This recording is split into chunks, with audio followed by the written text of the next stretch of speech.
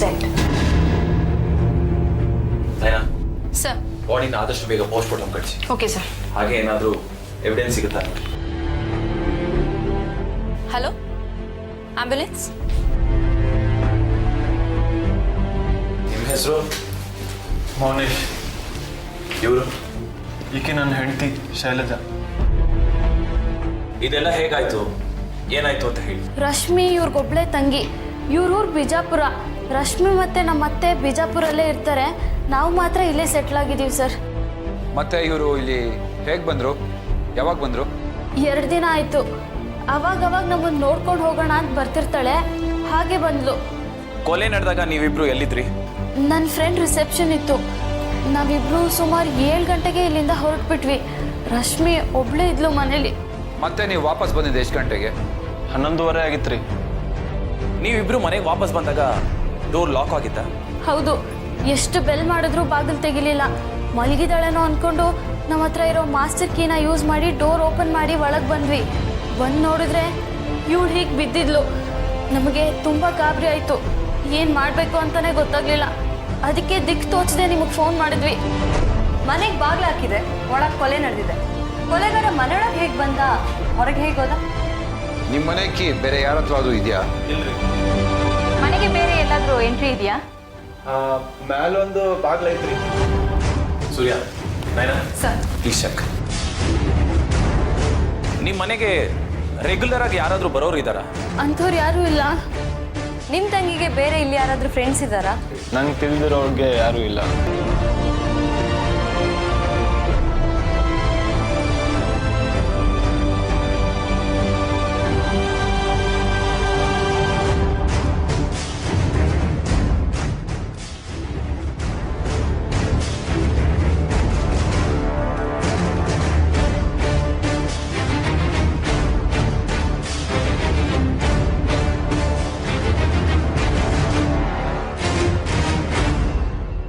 S, ಕೊಲೆಗಾರ ಮೇಲ್ಗಡೆ ಬಾಗಿಲಿಂದಾನೇ ಬಂದಿದ್ದಾನೆ.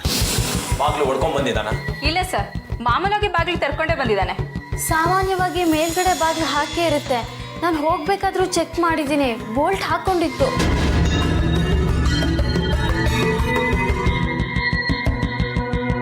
ಬೋಲ್ಟ್ ಹಾಕಿತ್ತು,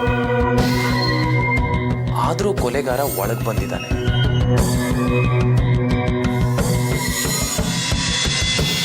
ಕೊಲೆಗಾರ ಮಹಡಿ ಬಾಗ್ಲಿಂದ ಬಂದಿರೋದಂತೂ ನಿಜ. ಬಾಗ್ಲು ಮುರಿದು ಬಂದಿಲ್ಲ ಅಂದರೆ ಒಳಗಡೆ ಇರೋರೇ ಯಾರೋ ಬಾಗ್ಲು ತೆಗ್ದಿರ್ಬೇಕು. ಅಂದರೆ ರಶ್ಮಿನ ಯಾರನ್ನಾದ್ರೂ ಕರ್ಸ್ಕೊಂಡಿರ್ಬೋದಾ? ಅವ್ರ ಅಣ್ಣ ಅದಕ್ಕೆ ಗೊತ್ತಿಲ್ದಾಗೆ. ಅವಳೇ ಕರ್ಸ್ಕೊಳ್ಳೋದಾಗಿದ್ರೆ ಮೇನ್ ಡೋರಿಂದನೇ ಕರ್ಸ್ಕೊಂತಿದ್ರು. ಹೇಗಿದ್ರು ಮನೇಲಿ ಯಾರೂ ಇರಲಿಲ್ಲ. ನನ್ಗನ್ಸುತ್ತೆ ಇದರಲ್ಲಿ ಮೋನೀಶ್ ಹಾಗೂ ಅವ್ರ ಹೆಂಡತಿ ಕೈವಾಡ ಇದೆ ಅಂತ. ಎಸ್, ವಿಜಯಪುರದಲ್ಲಿ ಮೋನೀಶ್ ತಾಯಿಗೆ ಆನ್ಸಿಸ್ಟ್ರಲ್ ಪ್ರಾಪರ್ಟಿ ಇದೆ. ಇವತ್ತಿನ ಕಾಲದಲ್ಲಿ ಅದ್ರ ಬೆಲೆ ಏನಿಲ್ಲ ಅಂದರೂ 1-1.5 ಕೋಟಿ. ಮೋನೀಶ್ಗಿರೋದು ಒಬ್ಳೇ ತಂಗಿ. ಅವಳೇ ಇಲ್ಲ ಅಂದರೆ ಎಲ್ಲ ಆಸ್ತಿನೂ ಅವನಿಗೆ ಸೇರುತ್ತೆ. ಅಂದರೆ ಆಸ್ತಿಗೋಸ್ಕರ ಮೋನೀಶ್ ಸ್ವಂತ ತಂಗಿನೇ ಕೊಲೆ ಮಾಡಿದ್ದಾನ? ಆಶ್ಚರ್ಯ ಏನೂ ಇಲ್ಲ. ದುಡ್ಡು ಆಸ್ತಿ ಮುಂದೆ ಸಂಬಂಧಗಳು ಬೆಲೆ ಕಳ್ಕೊಂಡಿರೋ ಈ ಕಾಲದಲ್ಲಿ ಯಾರು ಯಾರನ್ನ ಬೇಕಾದ್ರೂ ಕೊಲ್ಬೋದು. Sir, Rashmi post mortem report. ಹೇಗೆ ಸತ್ತಿದ್ದಾಳೆ? ನಾವು ಅಂದ್ಕೊಂಡಿರೋ ಹಾಗೆ ಉಸಿರುಗಡಿಸಿನೇ ಸಾಯಿಸಿದ್ದಾರೆ. ಉಸಿರುಗಟ್ಟಿಸಿ ಸಾಯಿಸಿದ್ದಾರೆ ಅಂದರೆ ಮೋಸ್ಟ್ಲಿ ದಿಮ್ನ ಮುಖಕ್ಕೆ ಒತ್ತಿಡ್ದಿರ್ಬೋದು. ಕೊಲೆ ಬೆಡ್ ಮೇಲೆ ನಡೆದಿರೋದ್ರಿಂದ ಈ ಸಾಧ್ಯತೆ. ಆದರೆ ಯಾರು ಮಾಡಿರ್ಬೋದು?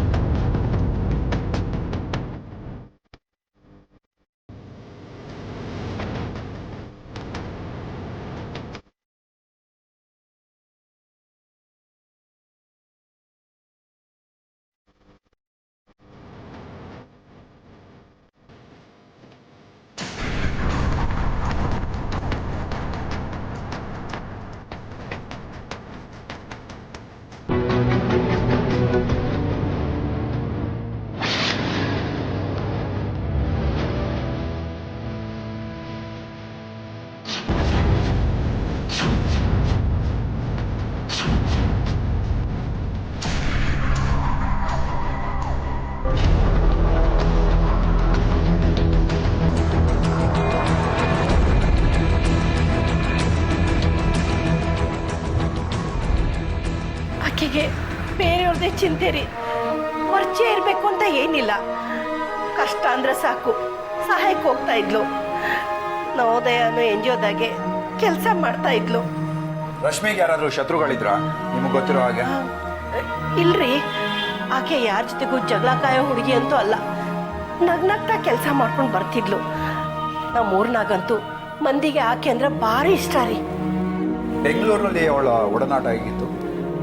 ಅಲ್ಲಿ ಯಾರಿದ್ದಾರ್ರಿ, ಅಣ್ಣ ಅದ್ಕೇನ್ ಬಿಟ್ಟು ಹೋದ್ರ ಅಣ್ಣನ ಮನೆಗೆ ಹೋಗಿ ಬರ್ತಾ ಇದ್ಲು. ನಿಮ್ಮಗ ಮೌನೇಶ್ ಮದ್ವೆ ಆಗಿದ್ಯಾ ಅವಾಗ? 1 ವರ್ಷ ಆತ್ರಿ. ಆಕೆನೂ ಬೆಂಗಳೂರಿನವಳ. ಇಬ್ರು ಮೆಚ್ಕೊಂಡೇ ಲಗ್ನ ಆದ್ರು. ಚಲೋ ಹುಡುಗಿ ಬಿಡ್ರಿ. ರಶ್ಮಿ ಯಾವಾಗ್ಲೂ ಅಲ್ಲಿಗೆ ಹೋಗ್ತಿದ್ಲಾ? ಹ್ಞೂನ್ರಿ, ಹೋಗ್ತಿದ್ಲು. ಆದರೆ ಇತ್ತೀಚೆಗೆ ಕಡಿಮೆ ಮಾಡಿದ್ಲು. NGO ಕೆಲಸ ಜಾಸ್ತಿ ಹಚ್ಕೊಂಡಿದ್ಲು. ಆದರೆ ಈಗ 1 ವಾರದಿಂದ ನನ್ನ ಸೊಸಿ ಫೋನ್ ಮಾಡಿ ಬರಕ್ಕೆ ಹೇಳಿದ್ಲು.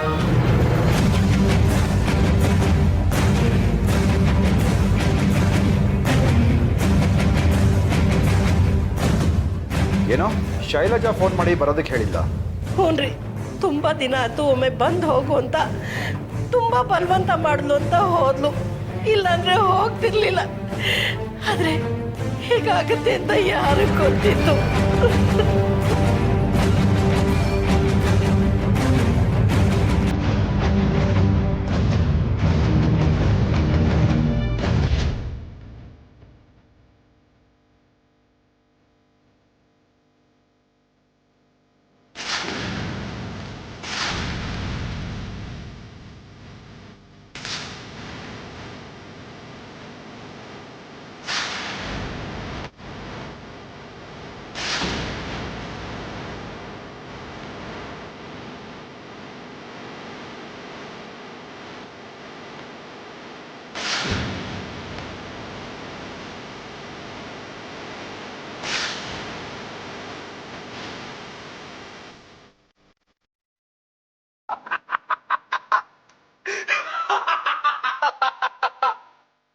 ನನಗಂತೂ 20 ಲಕ್ಷ ಸಿಕ್ತು.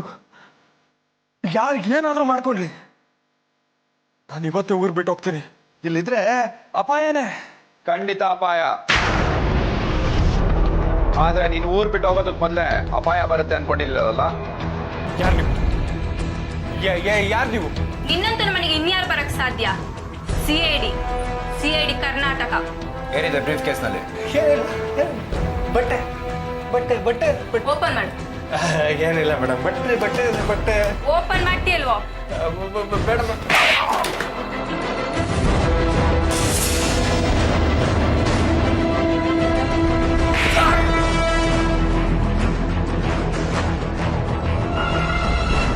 ಇದು ನಿನ್ ಬಟ್ಟೆಗಳ?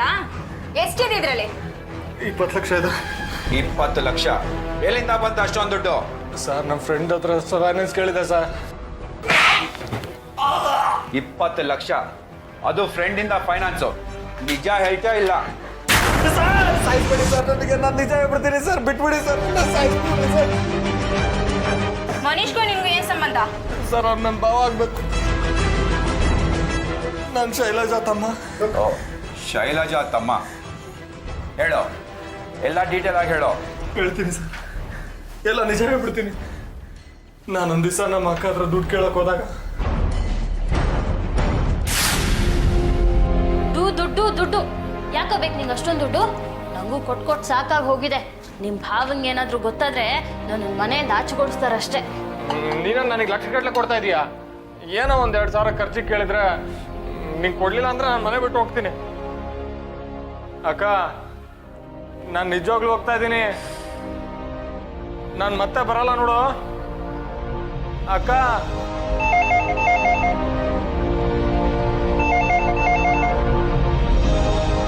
ಹಲೋ ರಶ್ಮಿ.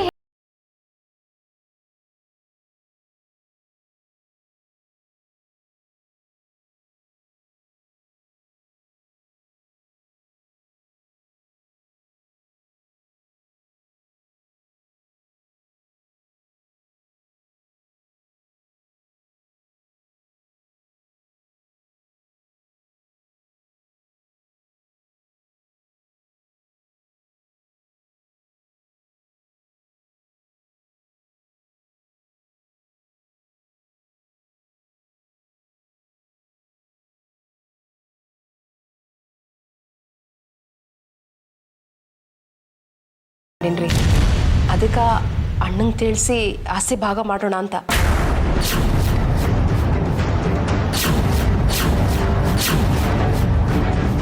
ರಶ್ಮಿ, ಏನಾಗಿದೆ ನಿಂಗೆ? ನೀನು ಆಸ್ತಿನೆಲ್ಲ ದಾನ ಮಾಡ್ತೀಯಾ? ಹ್ಞೂ ಅದಕ್ಕೆ ನನಗೆ ಯಾಕೆ ಬೇಕು ಅಷ್ಟೊಂದು ರೊಕ್ಕ ಹೇಳಿ? ಅದನ್ನೇ ಸಂಸ್ಥೆಗೆ ಕೊಟ್ಟರೆ ಎಷ್ಟೋ ಜನ ಬೀದಿ ಮಕ್ಕಳ ಭವಿಷ್ಯ ಚಲೋ ಆಗ್ತದೆ. ನಾನು ಮಾಡ್ತಿರೋ ತಪ್ಪಂತೀರೇನ್ರಿ? ಇಲ್ಲ ಇಲ್ಲ, ನನಗೇನು ಗೊತ್ತಾಗುತ್ತೆ? ಇದನ್ನು ನೀನು ನಿಮ್ಮ ಅಣ್ಣನ ಜೊತೆನೇ ಮಾತಾಡು. ಇದು ನೀವಿಬ್ರು ತೀರ್ಮಾನ ಮಾಡಬೇಕಾಗಿರೋಂಥ ವಿಷಯ.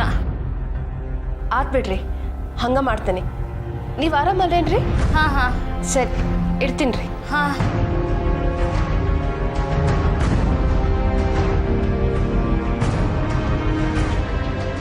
ಏನಾಯ್ತಕ್ಕ? ರಶ್ಮಿದಲ್ವಾ ಫೋನು? ಏನಂತಳ್ದು? ಆಸ್ತಿಲಿ ಭಾಗ ಬೇಕಂತೆ, ಅದನ್ನ ತಗೊಂಡೋಗಿ ಯಾವುದೋ NGO ದಾನ ಮಾಡ್ತಾಳಂತೆ. ಹುಚ್ಚಿಡ್ತಿದೆ ಅವಳಿಗೆ. ಬೇಡ ಅಂತಂದ್ರೆ ನಮಗಾರ ಕೊಡೋದಲ್ವಾ ಅಕ್ಕ? ಇಷ್ಟಿದೆ ಆಸ್ತಿ? ಸುಮಾರು 1.5 ಕೋಟಿ ಬೆಲೆ ಬಾಳುತ್ತೆ. ಇದ್ರಲ್ಲಿ ಅವಳಿಗೆ ಅರ್ಧಕ್ಕರ್ಧ ಹೋಗುದ್ ಕಣೋ. ಅಷ್ಟೊಂದಿದ್ಯಾ? ಅದನ್ನೆಲ್ಲ ಸುಮ್ಮನೆ ದಾನ ಮಾಡ್ಬಿಡ್ತಾಳ? ಮಾಡಬಾರ್ದು. ಹೇಗಾದ್ರೂ ಮಾಡಿ ಆ ಆಸ್ತಿ ನಮಗೆ ಸಿಗೋ ಹಾಗೆ ಮಾಡಬೇಕು. ಈ ಜೀವನ್ ಏನಾದ್ರೂ ಮಾಡೋ. ಆಸ್ತಿ ಭಾಗ ಆಗಬಾರ್ದು. ಅವಳು ಎಲ್ಲಾದ್ರೂ ಹೋಗ್ಲಿ, ಏನಾದ್ರೂ ಮಾಡ್ಕೊಳ್ಳಿ, ಆದ್ರೆ ಆಸ್ತಿ ಮಾತ್ರ ಅವಳಿಗೆ ಸೇರ್ಬಾರ್ದು. ಅವಳು ಸೇರ್ಬಾರ್ದು ಅಂದ್ರೆ ಬದುಕಿರ್ಬಾರ್ದಕ್ಕ.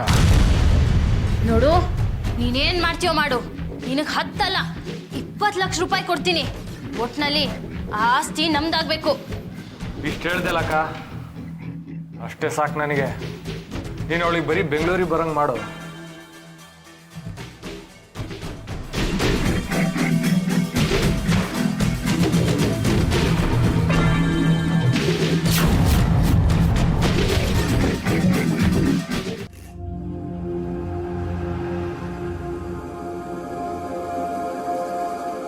ಏನೇ ಇಷ್ಟೊತ್ತೇನೆ ರೆಡಿ ಆಗೋದು? ನೀನೇ ಒಳ್ಳೆ ಮದುವೆ ಹುಡುಗಿ ಥರ ರೆಡಿ ಆಗ್ತಿದ್ಯಲ್ಲ.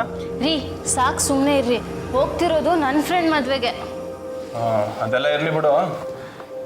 ರಶ್ಮಿ ಬಹಳ ದಿನ ನಂತರ ಬಂದವಳೆ, ಅವಳನ್ನ ಬಿಟ್ಟೋಗೋದು ಸರಿ ಅಂತೇನು?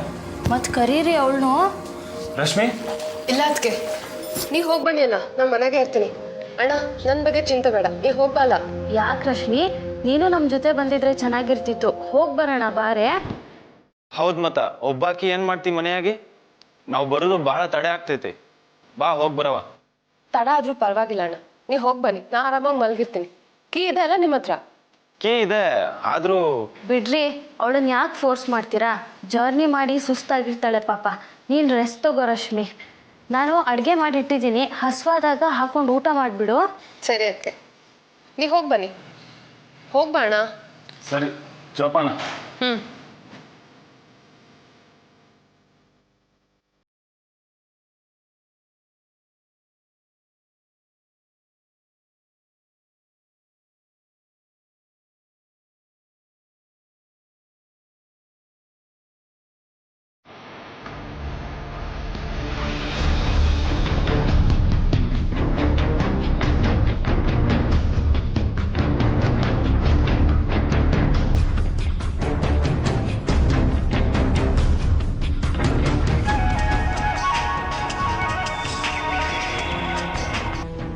ಹೇಳಕ್ಕ. ಜೀವನ್, ರಶ್ಮಿ ಮನೇಲಿ ಒಬ್ಳೇ ಇದ್ದಾಳೆ. ನಾವು ಬರೋದು 11 ಗಂಟೆ ಆಗುತ್ತೆ.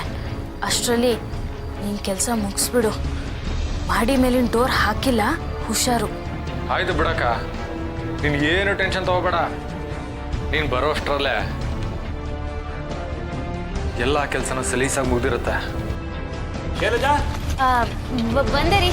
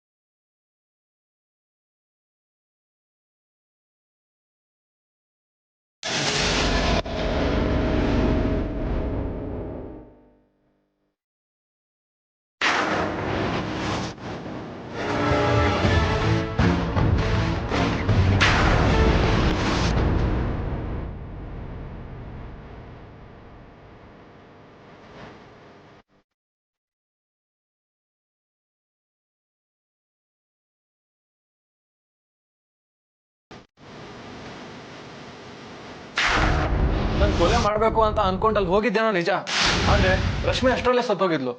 ಸುಳ್ಳು ಹೇಳ್ತಾ ಇದ್ಯಾ? ನೀನು ಅಲ್ಲಿ ಹೋಗೋದಕ್ಕಿಂತ ಮುಂಚೆ ರಶ್ಮಿ ಸಾಯೋದಕ್ಕೆ ಹೇಗೆ ಸಾಧ್ಯ? ಅದೇ ನನಗೂ ಗೊತ್ತಿಲ್ಲ ಸರ್, ನಾನಂತೂ ಕೊಲೆ ಮಾಡಿಲ್ಲ ಸರ್. ಕೊಲೆ ಮಾಡಿದೆ ಭಾವನ ಹತ್ರ 20 ಲಕ್ಷ ತಗೊಂಡ್ಯಾ? ಹಾಗಲ್ಲ ಮೇಡಮ್, ಈ ಚಾನ್ಸ್ ಬಿಟ್ರೆ ಮತ್ತೆ ನನಗೆ ಸಿಗಲ್ಲ ಅಂತ ನನಗೆ ಗೊತ್ತಿತ್ತು. ಈ ಕೊಲೆ ನಾನು ಮಾಡಿಲ್ಲ ಅಂತ ಅಕ್ಕಂಗೆ ಗೊತ್ತಾದ್ರೆ ಅಕ್ಕ ನನಗೆ ದುಡ್ಡು ಕೊಡಲ್ಲ ಅಂತನೂ ಗೊತ್ತಿತ್ತು.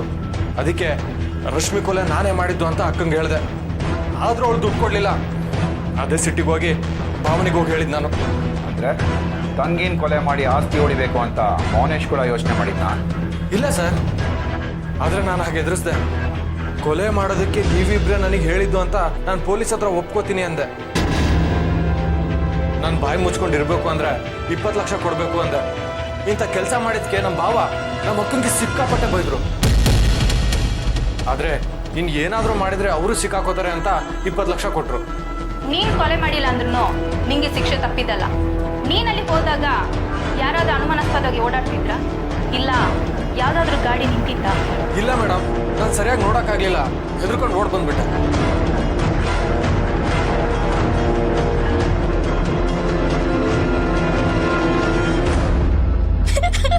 ತಪ್ಪಾಯ್ತು, ತಪ್ಪು ಮಾಡಿಬಿಟ್ಟೆ. ಯಾವುದೋ ಕೆಟ್ಟಗಳಿಗೆ ಮಣ್ಣು ತಿನ್ನೋಂಥ ಕೆಲಸ ಮಾಡಿಬಿಟ್ಟಿದ್ದೀನಿ. ನನಗೆ ಕ್ಷಮಿಸ್ಬಿಡಿ. ನೋಡಿ, ನಿಮ್ಮ ಕೈಯಿಂದ ಕೊಲೆ ಆಗಿಲ್ಲ ಅನ್ನೋ ಕಾರಣಕ್ಕೆ ಕಾನೂನು ನಿಮ್ಮನ್ನ ಕ್ಷಮಿಸ್ಬೋದು, ಆದ್ರೆ ನಿಮ್ಮ ಮನಸಾಕ್ಷಿ ಯಾವತ್ತೂ ನಿಮ್ಮನ್ನ ಕ್ಷಮಿಸೋದಿಲ್ಲ. ಇವಳು ಇಂಥ ಯೋಚನೆ ಕೂಡ ಮಾಡ್ತಾಳೆ ಅಂತ ಊಹೆ ಕೂಡ ಮಾಡಿಲ್ರಿ. ಇವಳು ಮ್ಯಾಲ ಮನ್ಸು ಮುರಿದೋಯ್ತ್ರಿ. ಆದ್ರೆ ಇವ್ರು ಮಾಡಿಲ್ಲ ಅಂತಂದ್ರೆ ಮತ್ತಿನ್ಯಾರ್ರಿ ಮಾಡ್ತಾರೆ ಕೊನಿ? ಸಿಗ್ತಾರೆ. ಕೊಲೆ ಮಾಡಕ್ ಪ್ರಯತ್ನ ಪಟ್ಟವ್ರು ಸಿಕ್ಕಿದ್ಮೇಲೆ ಕೊಲೆ ಮಾಡಿದವ್ರು ಕೂಡ ಸಿಕ್ಕೇ ಸಿಗ್ತಾರೆ.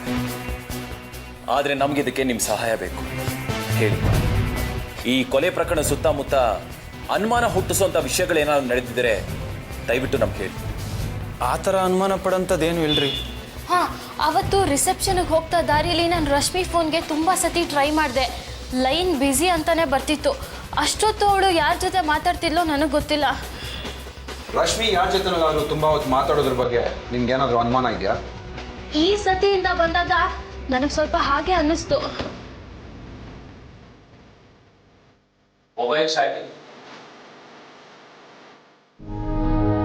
ಆಸ್ತಿಗಾಗಿ ಈ ಕೊಲೆ ನಡೆದಿಲ್ಲ ಅಂದ್ರೆ ಬೇರೆ ಯಾವ ಉದ್ದೇಶಕ್ಕೆ ಈ ಕೊಲೆ ನಡೆದಿರ್ಬೋದು? ರಶ್ಮಿ ಸಂಬಂಧಿಕರ ಹೊರತಾಗಿ ಅವಳ ಸ್ನೇಹಿತರು, NGO ಬಳಗದವರು ಇವ್ರನ್ನ ವಿಚಾರಿಸಿದ್ರೆ ಗೊತ್ತಾಗ್ಬೋದು. ಸರ್, ರಶ್ಮಿತಾ ಕಮಲಮ್ಮ ಬಂದಿದ್ದಾರೆ. ನಮಸ್ಕಾರ ಸರ. ನಮಸ್ಕಾರಮ್ಮ. ನೀವ್ಯಾಕೆ ಇಲ್ಲಿ ಬರೋದಕ್ಕೆ ಹೋದ್ರಿ? ನಿಮ್ಮ ಹತ್ರ ಒಂದು ವಿಷಯ ಮಾತಾಡೋದೈತಿ, ಅದಕ್ಕೆ ನಾನಾ ಬನ್ನಿ. ಏನು ಹೇಳಿ? ನೀವು ಯಾರಿಗೂ ಭಯ ಪಡಬೇಕಾಗಿಲ್ಲ. ನಾ ಯಾರಿಗಪ್ಪ ಹೆದರ್ಲಿ? ಭಯ ಪಡೋದು ಅಂದರೆ ಮಾನಕ್ಕೆ ಮರ್ಯಾದೆಗ. ನೀವು ಇಷ್ಟು ದೂರ ಬಂದಿದ್ದೀರಾ ಅಂದ್ರೆ ಏನೋ ಒಂದು ಮುಖ್ಯವಾದ ವಿಷಯನೇ ಇರಬೇಕು. ಹೇಳಿಮ್ಮ. ನನ್ನ ಮಗಳು ನನ್ನ ಬಿಟ್ಟು ಹೊರಟೇ ಹೋದ್ಲು. ಅವಳು ಸಾಯಿಸ್ತವಳ. ಸುಮ್ಮನೆ ಬಿಡಬೇಡ್ರಿ. ಬಿಟ್ರೆ ಅವ್ರು ನನ್ನನ್ನು ಬಿಡಂಗಿಲ್ರಿ. ಏನಾಯ್ತು ಹೇಳಿ? ಹೇಳ್ತೀನಿ. ನೆನ್ನೆ ನಾ ಹೊಲಕ್ಕೆ ಹೋಗಿ ಮನೆಗೆ ಬಂದೆ. ಆಗ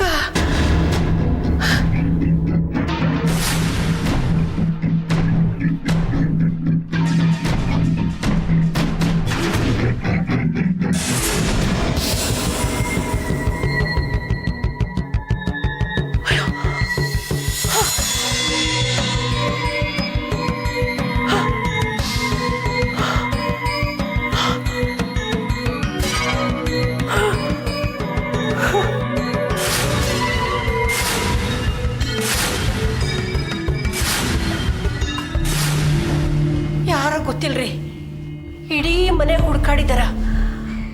ಆದ್ರೆ ಅವ್ರು ಖಂಡಿತ ಕಳ್ತನಕ್ಕಂತೂ ಬಂದಿಲ್ಲ.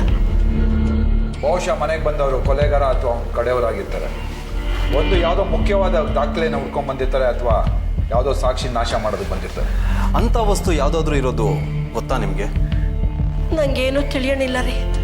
ಅಂದ್ರೆ ಯಾವ್ದಾದ್ರು ಫೈಲು ಅಥವಾ ಫೋಟೋ ಇಂಥವೇನಾದ್ರು? ಹಾ, ನನ್ನ ಮಗಳು ಬೇಡ ಅಂದ್ರು ಒಂದು ಫೋಟೋ ಇಟ್ಕೊಂಡಿದ್ಲು. ಅದಕ್ಕೆ ಕಾಣಿಸ್ತಿಲ್ರಿ. ಯಾರ ಫೋಟೋ ಅದು? ಅದು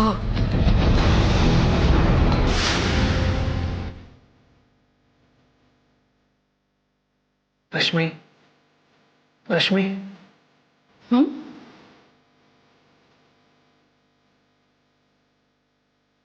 ನಂಗೆ ಒಂದೇ ಒಂದು ಆಸೆ ಅದ ನೋಡು. ಏನದು? ನಿನ್ ಕಣ್ಣಾಗಿರೋ ಕನಸುಗಳೆಲ್ಲ ನನಸು ಮಾಡಬೇಕು ಅಂತ ನನ್ನ ಆಸೆ. ಆದ್ರ ಅದು ಹೆಂಗೆ ಸಾಧ್ಯ ಆಗ್ತದೆ ಹೇಳು? ಯಾಕೆ ಸಾಧ್ಯ ಆಗಲ್ಲ? ನಾ ಪೂರ್ತಿ ಮಾಡ್ತೀನಿ. ನಂಗೆ ನಂಬು, ನಾನು ಪೂರ್ತಿ ಮಾಡ್ತೀನಿ. ಕೇಳಿಲ್ಲ ನೀನು? ಕಾಸಾಗ್ಲ ಕಣ್ಣಾಗ ಆಕಾಶದಾಗ್ಲ ಕನ್ಸುಗಳು ಇರ್ತಾವಲ್ಲ, ಈ ಭೂಮಿನೇ ಮಾರಿದ್ರು ಕನ್ಸುಗಳು ಆಸೆಗಳು ತೀರಂಗಿಲ್ಲ ನೋಡು. ನಿಮ್ಗೋಸ್ಕರ ನಾ ಏನು ಬೇಕಾದ್ರೂ ಮಾಡ್ತೀನಿ, ಇದು ಮಾತ್ರ ಖರೆ. ಗೊತ್ತದ, ಆದರೆ ನನಗೇನಂತ ದೊಡ್ಡ ದೊಡ್ಡ ಕನ್ಸುಗಳಿಲ್ಲ ಬಿಡ್ರಿ. ನಿನ್ನ ಸಂಕಟ ಇದ್ರೆ ನಂಗೆ ಸ್ವರ್ಗನೇ ಬೇಡ ಬಿಡ್ರಿ. ಹಂಗೇನಾ? ನನಗೂ ಹಂಗ ಅನ್ನಿಸ್ತದ. ಆದರೆ ಹಿಂಗ ಎಷ್ಟು ದಿನ ಅಂತ ಇದಕ್ಕೆಲ್ಲ ಒಂದು ದಾರಿ ನೋಡ್ಬೇಕಲ್ರೇನ್ರಿ? ರಶ್ಮಿ, ಯಾರು ಬಂದಾರ?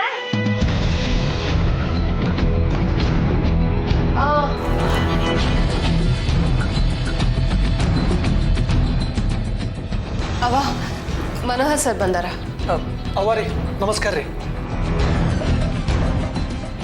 ಸರಿ, ನಾನು ಬರ್ತೀನಿ ರೀ.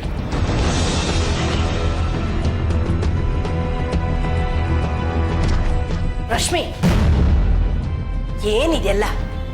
ಇದೆಲ್ಲ ನಿನ್ ಚಂದ ಅನಿಸ್ತದೇನು? ನೀ ತಿಳ್ದಾಕಿ ಯಾಕೆ ಹಿಂಗೆಲ್ಲ ಮಾಡಕತ್ತಿ? ಅವ ನಾನು ಮನೋಹರ್ ಲಗ್ನ ಆಗ್ತೀವಿ.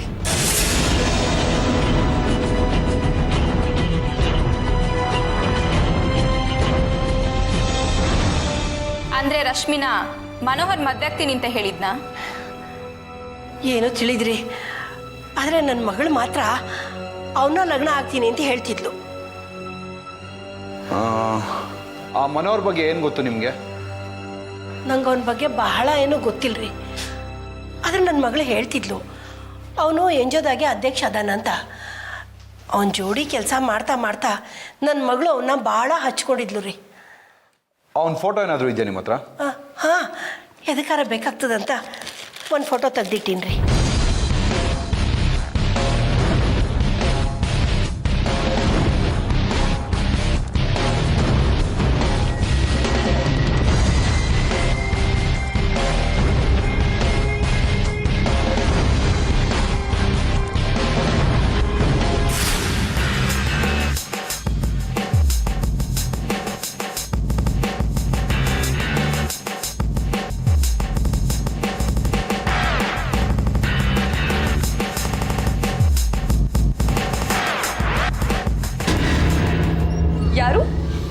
ಯಾರು ಬೇಕಿತ್ತು? ಮನೋಹರ್ ಮನೆ ಇದೆನಾ? ಹೌದು, ನೀವ್ ಯಾರು? ನೆಂಟ್ರು, ಊಟ ಮಾಡ್ಕೊಂಡು ಹೋಗೋಣ ಅಂತ ಬಂದಿದ್ದೀವಿ. ಏನ್ ತಮಾಷೆ ಮಾಡ್ತಾ ಇದ್ದೀರಾ? ಹೀಗ್ ದಿಢೀರ್ ಅಂತ ಮನೆ ಒಳಗಡೆ ನುಗ್ತಾ ಇದ್ದೀರಲ್ಲ, ಯಾರು ನೀವೆಲ್ಲ? ಸಿಐಡಿ ಕರ್ನಾಟಕ. ಮನೋಹರ್ ಎಲ್ಲಿ? ಗೊತ್ತಿಲ್ಲ. ನೀವೇನಾಗ್ಬೇಕು ಮನೋಹರ್ಗೆ? ಅವ್ರ ಹೆಂಡತಿ. ಯಾವಾಗಿಂದ? ಯಾವಾಗಿಂದ ಅಂದ್ರೆ ಅವ್ರು ನನಗೆ ತಾಳಿ ಕಟ್ಟಿದಾಗಿಂದ. ಮನೋಹರ್ ಈ ರೀತಿ ಯಾರು ತಾಳಿ ಕಟ್ತೀನಿ ಅಂತ ಹೇಳಿದಾನೆ ಅಂತ ಗೊತ್ತಿಲ್ಲ, ಅದಕ್ಕೆ ಕೇಳಿದ್ವಿ. ಯಾವ ಊರು ನಿಮ್ದು? ಮೈಸೂರು. ನಿಮ್ಗೆ ರಶ್ಮಿ ಗೊತ್ತಿರ್ಬೇಕಲ್ವಾ? ಗೊತ್ತಿಲ್ಲ ಅಂತ ಹೇಳೋ ಸುಳ್ಳು ಪ್ರಯತ್ನ ಮಾಡಬೇಡಿ. ಹಾ, ಗೊತ್ತು. ಅವಳು ನಮ್ಮ NGO ಅಲ್ಲಿ ಕೆಲಸ ಮಾಡ್ತಾ ಇದ್ದು. NGO ಕೆಲಸ ಮಾತ್ರ ಮಾಡ್ತಾ ಇದ್ರ ಅಥವಾ? ನನಗೆ ಗೊತ್ತು ನೀವೇನ್ ಕೇಳಕ್ ಬಂದಿದ್ದೀರಾ ಅಂತ. ಸತ್ಯ ಏನು ಅಂತ ನಾನೇ ಹೇಳ್ತೀನಿ. ನನಗೇನು ಭಯ ಇಲ್ಲ. ಗುಡ್, ಹೇಳಿ. ನಮಗ್ ಬೇಕಾಗಿರೋದು ಸತ್ಯ ಮಾತ್ರ. ನಾನು ನಮ್ಮ ಯಜಮಾನ್ರು ನವೋದಯ ಅನ್ನೋ NGO ನಡೆಸ್ತಾ ಇದ್ವಿ. ಪ್ರತಿದಿನ ಅದರದೇ ಆದಂಥ ಕೆಲಸಗಳಿರ್ತಿದ್ವು. ಒಂದಿನ ನಾನು ಮನೋಹರು ಒಂದು ಮೀಟಿಂಗ್ ಹೊರಟಿದ್ವಿ. ಆಗ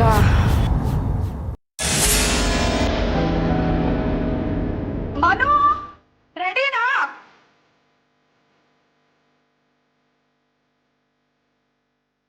ಆಗ್ಲೇ ಲೇಟ್ ಆಯ್ತು. ತಡಿ ಸ್ವಲ್ಪ, ಹೋಗಮ್ಮ. ಏನಾಯ್ತು? ನಾನು ಆಗ್ಲಿಂದ ನೋಡ್ತಾನೆ ಇದ್ದೀನಿ. ಮೀಟಿಂಗ್ ಹೋಗ್ಬೇಕು ಇಂಟ್ರೆಸ್ಟ್ ಇದೆಯಾ ಇಲ್ವಾ? ಗೊತ್ತಿಲ್ಲ ರೋಹಿಣಿ, ಮುಂಜಾನಿಂದ ತಲೆ ಭಾಳ ಮುಸ್ಲಕತ್ತದ ನೋಡು. ಒಂದು ಕೆಲಸ ಮಾಡು, ನೀನೇ ಆ ಮೀಟಿಂಗ್ ಅಟೆಂಡ್ ಮಾಡು. ತಲೆನೋವಾ? ಮೊದಲೇ ಹೇಳ್ಬಾರ್ದಿತ್ತ? ಮೀಟಿಂಗ್ ಕ್ಯಾನ್ಸಲ್ ಮಾಡಬಹುದಿತ್ತು. ಅಯ್ಯೋ, ಅಷ್ಟಕ್ಕೆಲ್ಲ ಮೀಟಿಂಗ್ ಯಾಕೆ ಕ್ಯಾನ್ಸಲ್ ಮಾಡಬೇಕು? ನೋಡು, ನೀವು ಹೋಗಿ ಬಂದರೂ ನಡೀತದೆ. ನೀನೇ ಹೋಗ್ಬಾ. ಡಾಕ್ಟ್ರಿಗೆ ಫೋನ್ ಮಾಡ್ಲಾ? ಅಯ್ಯೋ, ಅಂಥದ್ದೇನು ಆಗಿಲ್ಲ ಬಿಡು. ಗುಳಿಗೆ ತೊಗೊಂಡು ಸ್ವಲ್ಪ ಹೊತ್ತು ಮಲಗ್ತೀನಿ, ಎಲ್ಲ ಸರಿ ಹೋಗ್ತದೆ. ಟೈಮ್ ಆಯಿತು, ನೀವು ಹೋಗ್ಬಾ. ಹಾಂ, ಏನೂ ತೊಂದರೆ ಇಲ್ಲ ತಾನೇ? ನೀವು ಡೋಂಟ್ ವರಿ, ಹಂಗಾಗಿ ಏನೂ ಆಗಲ್ಲ. ಸ್ವಲ್ಪ ಹೊತ್ತು ಮಲಗ್ತೀನಿ, ಎಲ್ಲ ಸರಿ ಹೋಗ್ತದೆ. ಹಾಂ, ನೀ ಲಗೂನ ಹೋಗ್ಬಾ. ಹಾಂ, ಸರಿ, ಹೋಗ್ಬಾ.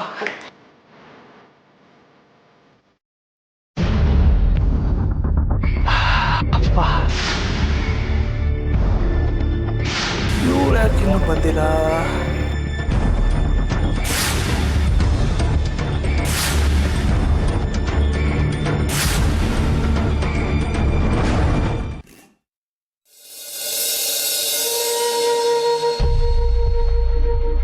ರಶ್ಮಿ,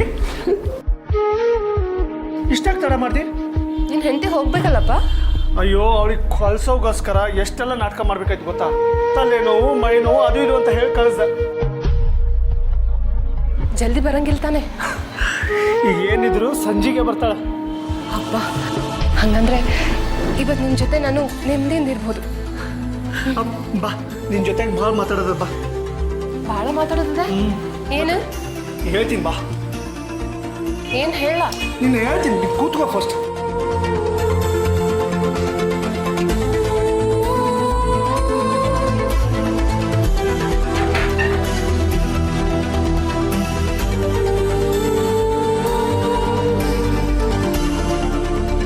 ಭಾಳ ಚಲೋ ಕಾಣಿಸ್ಲಾಕತ್ತೀನಿ ನೋಡಿ ಇವತ್ತು.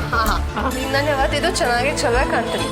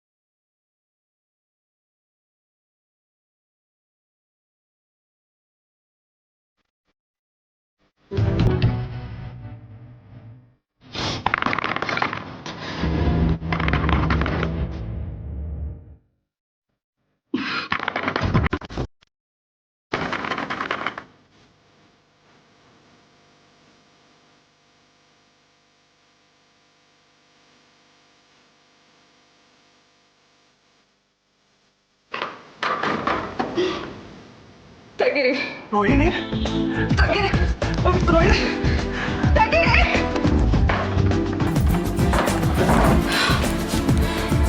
ಏನೇ ನಿನ್ಗೆಲ್ಲಿ ಕೆಲಸ? ಅದು ನಾನು ಇಲ್ದಿರೋ ಟೈಮಲ್ಲಿ ನನ್ನ ಬೆಡ್ರೂಮಲ್ಲಿ ನನ್ನ ಗಂಡನ ಜೊತೆ. ಅದು ನನ್ನನ್ನೇನು ಕೇಳ್ತೀಯ? ಇವನು ಕೇಳಿ. ರಶ್ಮಿ, ರಶ್ಮಿ, ರಶ್ಮಿ,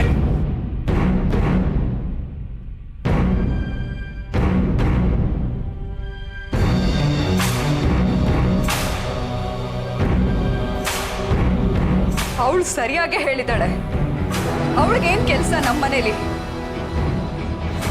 ಅದು ಪ್ರಾಜೆಕ್ಟ್ ಬಗ್ಗೆ ಡಿಸ್ಕಷನ್ ಮಾಡೋದಿತ್ತು, ಅದಕ್ಕೆ ಅವಳು ಬಂದಿದ್ಲು. ಪ್ರಾಜೆಕ್ಟ್ ಬಗ್ಗೆ ನಾನು ಇಲ್ದಿರೋ ಸಮಯದಲ್ಲಿ ಡಿಸ್ಕಷನ್ನು? ಅದೇನು ಪ್ರಾಜೆಕ್ಟು ಅಂತ ಹೇಳಿದ್ರೆ ನಾನೇ ಒಂದು ರಿಪೋರ್ಟ್ ಮಾಡಿಕೊಡ್ತಿದ್ದೆ. ನಿಮ್ಮ ಜನ್ಮಕ್ಕೆ. ರೋಹಿಣಿ, ರೋಹಿಣಿ, ರೋಹಿಣಿ, ನನ್ನ ಮಾತು ಕೇಳು. ರೋಹಿಣಿ, ರೋಹಿಣಿ, ನನ್ನ ಮಾತು ಕೇಳು. ರೋಹಿಣಿ, ನಿಮ್ಮ ಹೊಲ್ಸ್ ಬಾಯಿಂದ ನನ್ನ ಹೆಸರನ್ನು ಕರಿಬೇಡಿ. ರೋಹಿಣಿ, ತಪ್ಪಾಯ್ತು. ನೀನು ಅಂದ್ಕೊಂಡಂಗ ಹಾಗೇನೂ ಇಲ್ಲ. ಏನೋ ಫ್ರೆಂಡ್ಶಿಪ್, ಸ್ವಲ್ಪ ಸಲಿಗೆಯಿಂದ ಇದ್ದ. ನೀನೇ ನನಗೆಲ್ಲ ಅರ್ಥ ಮಾಡ್ಕೋ. ಇಂಥ ಬಣ್ಣದ ಮಾತುಗಳನ್ನ ಎಷ್ಟು ಜನ ಹುಡುಗಿರಿಗೆ ಹೇಳಿದಿರೋ ಏನೋ, ಹೊರಟೋಗಿ ಅವಳಿಂದನೇ. ಆದ್ರೆ ನಾನು ಮಾತ್ರ ನಿಮ್ಮನ್ನು ಸುಮ್ಮನೆ ಬಿಡೋದಿಲ್ಲ.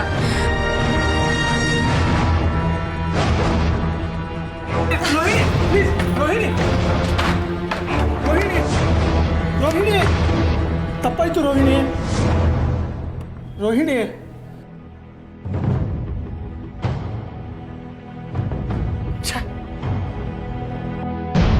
ಆಗಂಗಿಲ್ಲ ಆಗಂಗಿಲ್ಲ ಆಗಂಗಿಲ್ಲ. ನನ್ನಿಂದ ಚಿನ್ನ ನನ್ನಿಂದ ಬದುಕಕ್ ಆಗಂಗಿಲ್ಲ. ಎಂತ ಪ್ರೀತಿನ್ರಿ ಇದು? ಬೇಕಿತ್ತ ನನ್ಗ ಮೊದಲು ಲಗ್ನ ಆಗಿರೋದನ್ನ ಮುಚ್ಚಿಟ್ರಿ, ಆಮೇಲೆ ಅವಳಿಂದ ಡಿವೋರ್ಸ್ ತಗೋತೀನಿ ಅಂದ್ರಿ. ಏನಾತೀಗ? ಅವಳಿಂದ ನನ್ ಮಾತು ಕೇಳಂಗಾಯ್ತು. ಏನ್ ಮಾಡ್ಲಿ ನಾನೀಗ? ಸಾಯೇನು ಏನೇ ಹಂಗ ಮಾಡ್ತೀನಿ. ನೋಡು, ಸಿಟ್ಟು ಮಾಡ್ಕೋಬೇಡ. ಇದರಿಂದ ಯಾವ ಕೆಲಸನೂ ಆಗಂಗಿಲ್ಲ. ಸ್ವಲ್ಪ ಸಮಾಧಾನ ಯೋಚನೆ ಮಾಡು, ನಿಂಗೆ ಎಲ್ಲ ಗೊತ್ತಾಗ್ತದೆ. ಆಕಾಶದಾಗ ಕರಿ ಮೋಡ ಯಾವಾಗಲೂ ಹಂಗೆ ಇರಲ್ಲ. ಇದು ಹಂಗ. ಎಲ್ಲ ಸರಿ ಹೋಗ್ತದೆ, ಎಲ್ಲ ಸರಿ ಹೋಗ್ತದೆ. ಏನ್ ಸರಿ ಹೋಗ್ತದೆ? ಏನ್ ಸರಿ ಹೋಗ್ತದ್ರಿ? ಸರಿ ಹೋಗಲ್ಲ, ಇದು ಸರಿ ಹೋಗಲ್ಲ. ನನ್ ಸತ್ರನ ಸರಿ ಹೋಗೋದು. ಸಾಯೋದು ಯಾಕೆ ಮಾತಾಡ್ತಿ? ನಾನು ನಿನ್ನ ಮೇಲೆ ಎಷ್ಟು ಪ್ರೀತಿ ಇರ್ತೀನಿ ಅಂತ ಗೊತ್ತಲ್ಲ ನಿಂಗೆ? ಈಗೇನು ರೋಹಿಣಿಗೆ ಡಿವೋರ್ಸ್ ಕೊಡಬೇಕು ಅಷ್ಟೇ ಅಲ್ಲ? ಕೊಡ್ತೀನಿ. ನಂಗೆ ನೀನೇ ಮುಖ್ಯ.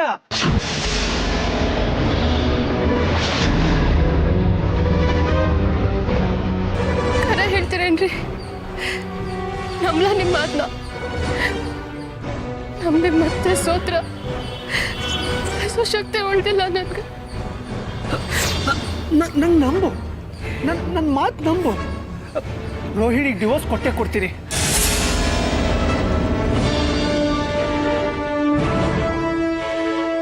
ನಂಗೆ ನೀನು ಬೇಕು, ನಿನ್ನ ಪ್ರೀತಿ ಬೇಕು, ನಿನ್ನ ಪ್ರೀತಿ ಬೇಕು.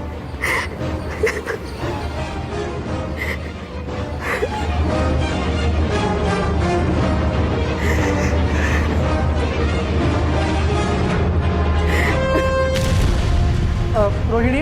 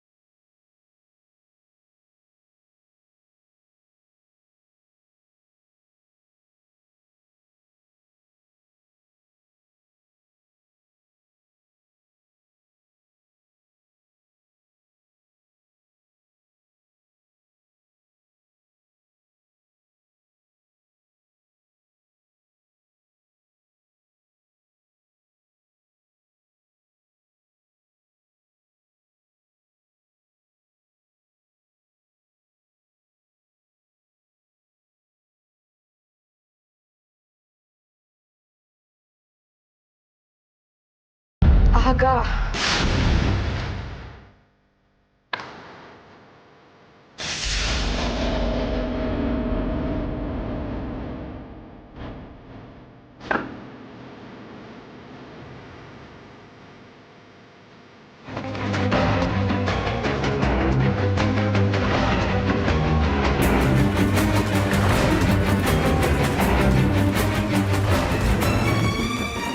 ಯಾಕ್ರಿ, ಏನಾಯ್ತು? ರಶ್ಮಿ ಬೆಂಗಳೂರು ಮನೆಗೆ ಕೊಲೆ ಆಗ್ಯಾಳ. ಯಾರೋ ಕೊಂದ್ಬಿಟ್ಟಾರ ಅವಳಿಗ. ನಾನು ಹೊರಡೋ ಮೊದಲೇ ರಶ್ಮಿ ಕೊಲೆ ಆಗಿದ್ದಾಳೆ ಅಂತ ಗೊತ್ತಾಯ್ತು. ಆದ್ರೆ ಯಾರು ಮಾಡಿದ್ದಾರೆ ಅಂತ ಗೊತ್ತಾಗ್ಲಿಲ್ಲ. ರಶ್ಮಿ ಕೊಲೆ ಆಗಿರೋ ವಿಚಾರ ನಿಮ್ಗೆ ಗೊತ್ತಾಗಿದ್ದು ನಿಮ್ಮ ಗಂಡ ಮನೋಹರಿಂದ ತಾನೆ? ಹೌದು. ಈ ಮನೋಹರಲ್ಲಿ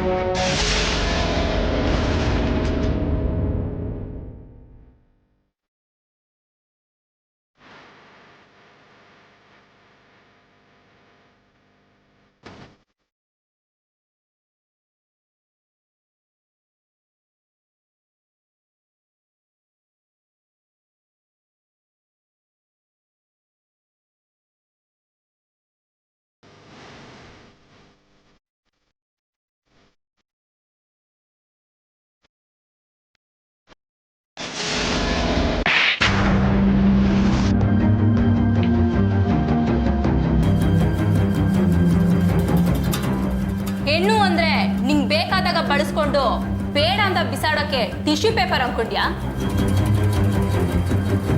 ನಿನಗೆ ಒಡ ಹುಟ್ಟಿದವ್ರ ಅಕ್ಕ ತಂಗಿಯರು ಯಾರು ಇಲ್ವಾ? ಅವ್ರಿಗೆ ಈ ಸ್ಥಿತಿ ಬಂದಿದ್ರೆ ನೀನೇನ್ ಮಾಡ್ತಾ ಇದ್ದೆ? ಅಗ್ನಿ ಸಾಕ್ಷಿಯಾಗಿ ಸಪ್ತಪದಿ ತುಳಿದಿದ್ದ ನಿನ್ನ ಹೆಂಡತಿಗೂ ದ್ರೋಹ ಮಾಡಿದೆ. ನಿನ್ನನ್ನೇ ನಂಬ್ಕೊಂಡು ಇದ್ ರಶ್ಮಿಗೂ ಮೋಸ ಮಾಡಿದೆ. ಅವಳ ಜೀವನನೇ ಚಿವುಟಾಕ್ಬಿಟ್ಟೆ. ನೀನು ಮೋಸ ಮಾಡ್ತಿದ್ಯಾ ಅಂತ ನಿನ್ನ ಮನಸ್ಸಾಕ್ಷಿಗೆ ಅನ್ನಿಸ್ಲಿಲ್ವಾ? ಏನ್ ಮಾಡ್ಲಿರಿ? ಏನ್ ಮಾಡ್ಲಿ? ಈ ಕಡೆಯಿಂದ ರಶ್ಮಿ ರೋಹಿಣಿಗೆ ಡಿವೋರ್ಸ್ ಕೊಟ್ಟು ಮದುವೆ ಆಗುವಂತ ಹೇಳಕತ್ತಿದ್ಲು. ಆ ಕಡೆಯಿಂದ ರೋಹಿಣಿ ಯಾರಿಗಾದ್ರೂ ಕೊಂದೆ ತೀರ್ತೀನಿ ಅಂತ ಹಠ ಮಾಡ್ಕೊಂಡು ಕೂತಿದ್ಲು. ನಂಗೆ ಏನ್ ಮಾಡ್ಬೇಕು ಅಂತಾನೆ ಗೊತ್ತಾಗ್ಲಿಲ್ರಿ. ಅದಕ್ಕೆ ಒಂದು ತೀರ್ಮಾನಕ್ಕೆ ಬಂದ. ಲಕ್ಷ್ಮಿ ಬೆಂಗಳೂರಿಗೆ ಹೊರಟಾಳಂತ ಫೋನ್ನಾಗ ಹೇಳಿದ್ಲು. ನಾನು ಬೆಂಗಳೂರಿಗೆ ಹೊಂಟ. ಅವತ್ತು ರಾತ್ರಿ ಅವಳ ಮನೆ ಒಬ್ಬಳೇ ಅಂತ ಗೊತ್ತಾಯ್ತು. ಅದೇ ಸಮಯಕ್ಕ ಅವಳ ಮನೆ ಒಳಗೆ ಹೋದ್ರೆ ಮನೆ ಒಳಗೆ ಹೋಗಿ